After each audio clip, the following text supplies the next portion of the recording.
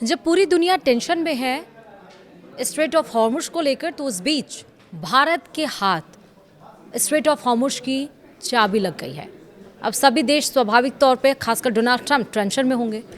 और क्या आपको पता है कि 1 जून से नया रास्ता मिल सकता है? खाड़ी देशों से अफ्रीका और यूरोप तक बेधड़क एंट्री हो पॉसिबल है। नमस्कार, आप देख रहे हैं न्यूज़ 18 का डिजिटल प्लेटफॉर्म। मैं हूं आपके साथ श्रुति श्रीवास्तव। भारत और ओमान के बीच 1 जून से मुक्त व्यापार समझौता लागू होने जा रहा है और इस समझौता सिर्फ सामान की अदला बदली का नहीं होगा, बल्कि यह भारत के लिए नया कॉरिडोर खोल सकता है। हॉर्मुज के मौजूदा संकट से निपटने के लिए ये काफ़ी मददगार साबित हो सकता है। कैसे, वो समझिए। दरअसल भारत पिछले कुछ दशक के सबसे बड़े ऊर्जा संकट से गुजर रहा है। ईरान और अमेरिका के बीच जारी लंबे युद्ध ने तेल और गैस सहित तमाम सेक्टर्स पर जबरदस्त असर डाला है। चौतरफा मुश्किलों से घिरे भारत के लिए अगले महीने की शुरुआत से एक राहत भरी खबर आ रही है। भारत और खाड़ी देश ओमान के बीच मुक्त व्यापार समझौता 1 जून 2026 से लागू हो जाएगा। इस समझौता की सबसे खास बात यह है कि ओमान हॉर्मुज के दायरे से बाहर है, तो इस समझौते से भारतीय अर्थव्यवस्था को क्या फायदा मिलने वाला है? भारत और ओमान के बीच 18 दिसंबर 2025 को कॉम्प्रिहेंसिव इकोनॉमिक पार्टनरशिप एग्रीमेंट, यानी कि जिसे हम CEPA कहते हैं, वो हुआ था, जो 1 जून से प्रभावी हो जाएगा। भारत ने पिछले कुछ समय से ओमान के अलावा कई देशों के साथ मुक्त व्यापार समझौता किया है।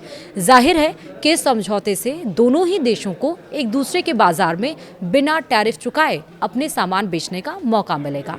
लेकिन ओमान इस मामले में कुछ खास है। इसकी सबसे बड़ी वजह उसका हॉर्मुज के दायरे से बाहर होना। इसका मतलब है कि दोनों देशों के बीच बिना स्ट्रेट ऑफ हॉर्मुज की बाधा के ही कारोबार किया जा सकता है। इस मुक्त व्यापार समझौते में ओमान ने भारत के 98.08% यानी कि 98.8% सामानों पर टैरिफ खत्म कर दिया है।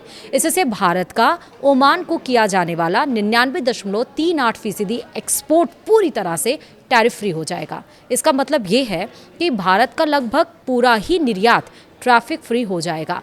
भारत ने भी ओमान से आने वाले 77.79% सामानों पर टैरिफ खत्म कर दी है, जो कुल आयात का 94.81% होता है। भारत ने कुछ संवेदनशील सेक्टर जैसे कि डेयरी प्रोडक्ट, चॉकलेट और ज्वेलरी सेक्टर को इस FTA से बाहर रखा है। वहीं भारत के किस सेक्टर को फायदा होगा, वो समझिए। पहला, टेक्सटाइल सेक्टर। दूसरा, गारमेंट्स। तीसरा, लेदर। चौथा, फुटवेयर।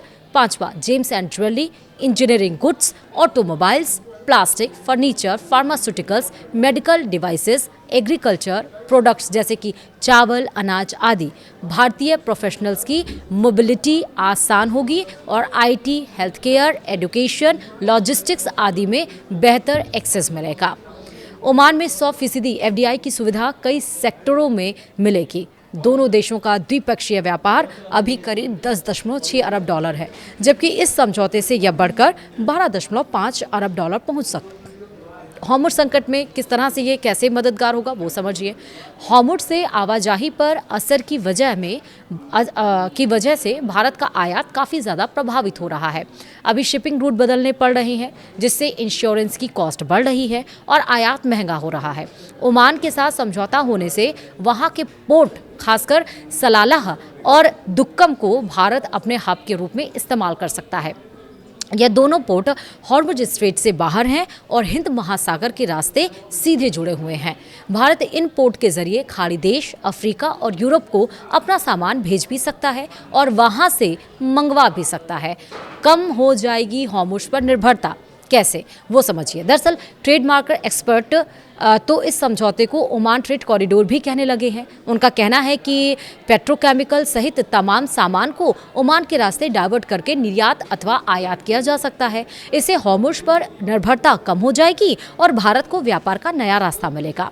ओमान हमेशा से न्यूट्रल और मीडिएटर की भूमिका निभाता है। इस समझौते से उसका भारत के साथ संबंध तो बेहतर होगा ही, साथ ही सामान के साथ व्यापार के नए कॉरिडोर को खोलने में मदद भी मिलेगी। इसीलिए हम कह रहे हैं कि स्ट्रेट ऑफ हॉर्मुज की अब दूसरी चाबी, एक नई चाबी भारत के हाथ लग गई है।